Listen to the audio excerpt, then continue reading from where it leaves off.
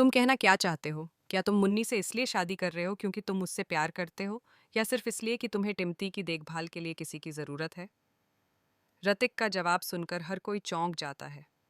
वह साफ शब्दों में कह देता है कि हालात ऐसे बन गए हैं कि उसे टिम्पी के लिए किसी सहारे की जरूरत है। लेकिन इसी बात को लेकर कहानी में एक बड़ा मोड़ आने वाला है। टीवी सीरियल क्योंकि सास भी कभी बहू थी के आने वाले एपिसोड में जबरदस्त ड्रामा देखने को मिलने वाला है। ऋतिक और मुन्नी की शादी की तैयारियां चल रही हैं, लेकिन मिताली अब भी अपनी हरकतों से बाज आने का नाम नहीं ले रही। मिताली की शादी टूट चुकी है, मगर उसे इस बात का कोई खास दुख नहीं है। इसके बजाय वह खुद को बेचारी दिखाने की कोशिश कर रही है। नॉयना और उसकी माँ उसे समझाने की कोशिश करती हैं कि उसने एक अच्छा रिश्ता खुद अपने हाथों से बर्बाद कर दिया। वे उसे बताते हैं कि भले ही पति पत्नी के बीच मतभेद हो सकते हैं, लेकिन इतना अच्छा परिवार हर किसी को नहीं मिलता। लेकिन मिताली पर इन बातों का कोई असर नहीं होता। उसके दिल में ऋतिक के लिए सिर्फ नफरत बची हुई है। वह उसे हमेशा एक नाकाम इंसान समझती रही है, और इसी वजह से उसे इस रिश्ते के खत्म होने का बिल्कुल भी पछतावा नहीं है। मिताली तो यहाँ तक कह देती है कि उसे अपने बेटे की जिम्मेदारी भी नहीं चाहिए, और न ही उसकी कस्टडी चाहिए। वह साफ कहती है कि वह जॉइंट कस्टडी के भी खिलाफ है, क्योंकि वह इस जिम्मेदारी को उठाना ही नहीं चाहती। कहानी में आगे एक और दिलचस्प मोड़ आता है जब मिताली खुद ऋतिक को मिलने के लिए बुलाती है। बातचीत के दौरान जब ऋतिक मुन्नी के बारे में कुछ बुरा कह देता है, तो मिताली को अंदर ही अंदर बहुत खुशी होती है। उसे लगता है कि शायद ऋतिक और मुन्नी का रिश्ता ज्यादा मजबूत नहीं है। लेकिन असली ड्रामा तो शादी के दिन शुरू होता है। मिताली वहां भी हंगामा करने से बाज नहीं आती। वह मुन्नी को ताने मारते हुए उसे नीचा दिखाने की कोशिश करती है। इशारों इशारों में वह यह जताने लगती है कि एक असफल इंसान को आखिर उसी जैसे साथी की जरूरत होती है।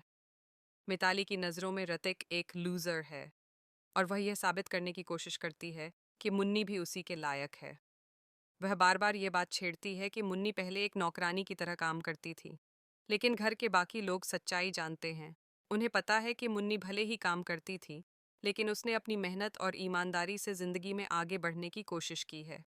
वह काम के साथ साथ अपनी पढ़ाई भी कर रही थी, और अपने दम पर खड़ी होने की कोशिश कर रही थी। जब मिताली की बातें हद से ज्यादा बढ़ जाती हैं, तो तुलसी के लिए चुप रहना मुश्किल हो जाता है। तुलसी वैसे तो बहुत शांत स्वभाव की है। वह हमेशा प्यार और समझदारी से हर समस्या को सुलझाने की कोशिश करती है। उसने कभी जल्दी गुस्सा नहीं किया, और न ही किसी पर हाथ उठाया। लेकिन इस बार मिताली की बदतमीजी सीमा पार कर देती है। शादी के माहौल में जब वह बार बार मुन्नी का अपमान करती है, तो तुलसी से यह सब देखा नहीं जाता। गुस्से में आकर तुलसी मिताली को एक जोरदार थप्पड़ मार देती है। पूरा माहौल एकदम शांत हो जाता है। इसके बाद तुलसी सख्त लहजे में मिताली को चेतावनी देती है कि वह ऋतिक और मुन्नी की जिंदगी से दूर रहे, और उनके रिश्ते में जहर घोलने की कोशिश न करे। थप्पड़ पड़ते ही मिताली रोने का नाटक शुरू कर देती है, और खुद को पीड़ित दिखाने लगती है। लेकिन अब घर के लोग उसकी असलियत समझ चुके हैं। इसी दौरान एक और बड़ा सच सामने आने वाला है। जल्द ही यह खुलासा होगा कि नॉयना गंभीर बीमारी से जूझ रही है। उसे कैंसर है, और उसकी जिंदगी खतरे में है। यह खबर सुनकर घर के सभी लोग हैरान और दुखी हो जाएंगे।